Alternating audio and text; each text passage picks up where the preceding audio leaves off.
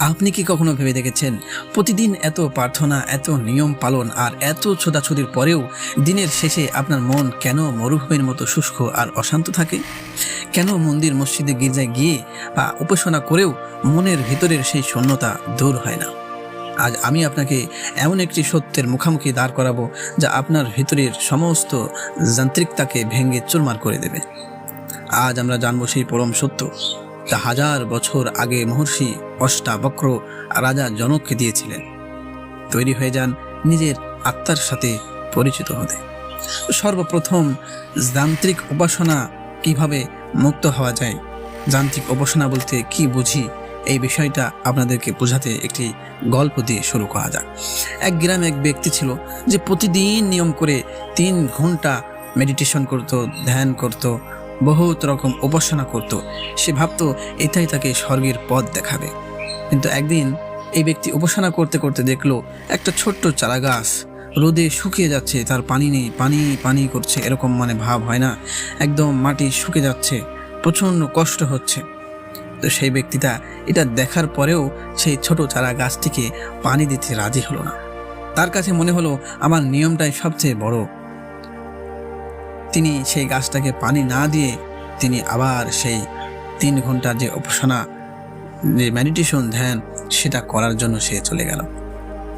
এই জায়গায় অষ্টবক্র গীতা আমাদের শেখায়, যদি আপনার ভিতরে কোনো গাছ হোক, কোনো ছোট প্রাণী হোক, কোনো মানুষ হোক, যদি আপনার ভিতর থেকে কোনো জিনিসের, জীবিত প্রাণীর প্রতি করুণা বা ভালোবাসা যদি আপনার ভিতরে না জন্ম নেয়, আপনার ভিতরে যদি সচেতনতা না জাগে, তবে আপনার সমস্ত ধর্মীয় কাজ কেবল একটা যান্ত্রিক মেশিনের মতো হবে। মেশিন যেমন কাজ করে সে জানে না, তার ভিতরে কোনো অনুভব নেই, তাকে সেট করে দেওয়া হয়েছে যেভাবে কাজ করার, সে সারাদিন সেভাবে অটোমেটিক কাজ করতেই থাকে। আপনার উপাসনাও তেমনই প্রাণহীন হয়ে যাবে যদি আপনি যান্ত্রিক মেশিনের মতো শুধু উপাসনাই করতে থাকেন, কিন্তু নিজের জীবনের ভিতরে যদি করুণা না আসে, সচেতনতা না আসে, ভালোবাসা না আসে, কারো প্রতি যদি দয়া না আসে, আপনার ভিতরে যদি ধৈর্য না আসে, তাহলে আপনার ইবাদত বন্দিগি প্রাণহীন। আপনার ইবাদত বন্দিগির ভিতরে কোনো প্রাণ নেই, আপনার উপাসনার ভিতরে কোনো প্রাণ নেই। এই বিষয়টা বুঝতে হলে আরেকটি প্রাকৃতিক উদাহরণ দিয়ে আপনাদেরকে সুন্দরভাবে বোঝানোর চেষ্টা করি। একটি আম গাছ যখন ফল দেয়, সে কি কখনো হিসাব করে কাকে ফল দিচ্ছে? না, সে তার স্বভাব অনুযায়ী ফল দেয়। আমাদের আত্মজ্ঞানও ঠিক তেমনই। যখন আপনি জানবেন যে আপনি কে, তখন আপনার ভালো কাজগুলো হবে আপনার স্বভাব অনুযায়ী। আপনাকে কোনো জোর করা লাগবে না, আপনাকে কোনো কাজ চাপিয়ে দেওয়া লাগবে না। একটি নদীর স্রোত যেমন পাথর বাধা দিলে থেমে থাকে না, বরং পাশ কাটিয়ে বয়ে যায়, ঠিক সেরকমভাবে যে সমস্ত মানুষ প্রকৃত জ্ঞানী ব্যক্তি, তেমনি জীবনের সমস্ত বাধাগুলোকে সাক্ষী ভাব রেখে পাশ কাটিয়ে নিজের জীবনকে চালাতে শিখে যায়। আমাদেরকেও সেরকমই হতে হবে।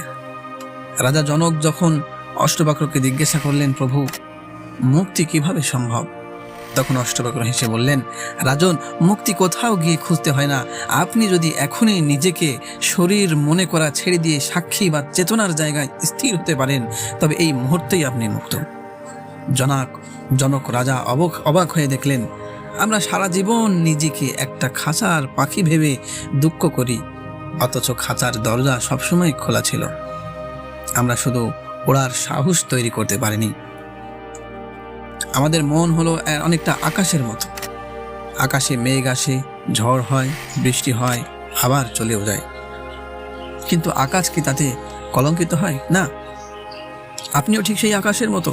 আপনার দুঃখ, আপনার অশান্তি, আপনার ভয় হলো সেই মেঘের মতো, এগুলো আপনার উপর দিয়ে বয়ে যাচ্ছে মাত্র, কিন্তু এগুলো আপনি নন। যখন আপনি নিজেকে এই চিন্তার সাথে গুলিয়ে ফেলেন, তখনই অশান্তি শুরু হয়। অষ্টবক্র বলেন, তুমি দ্রষ্টা, তুমি মুক্তি। আর একটি প্রাকৃতিক উদাহরণ দিয়ে আপনাদেরকে আরো সুন্দরভাবে বোঝানোর চেষ্টা করি। একটি পদ্ম ফুলের দিকে তাকান, সে পাখির মধ্যে জন্মালেও পাখ তাকে স্পর্শ করতে পারে না, সে সবসময় জলের উপর ভেসে থাকে। আমাদের জীবনটাও এমন হওয়া উচিত। আমরা সংসারে থাকবো, ব্যস্ত থাকবো, আমাদের ভিতরে দুঃখ আসবে, কষ্ট আসবে, কিন্তু আপনার ভিতরটা থাকবে পদ্ম ফুলের মতো পবিত্র এবং সুন্দর এবং স্থির এবং শান্ত, ধৈর্য, করুণা দিয়ে ভরপুর। বাতাসের ঢেউ যেমন মাটির প্রদীপকে নিভিয়ে দিতে চায়, তেমনি বাহিরের কোলাহল আপনার ভিতরের শান্তি কেড়ে নিতে চায়। কিন্তু আপনি যদি সচেতনতার কাজ দিয়ে সেই প্রদীপকে ঘিরে রাখেন, তবে কোনো ঝড়ই আপনাকে বিচলিত করতে পারবে না। এক বৃদ্ধ সিংহ গল্পটা আমরা সকলে জানি। সে ছোট থেকে একটা ভেড়ার পালের ভিতরে সে বড় হয়েছিল।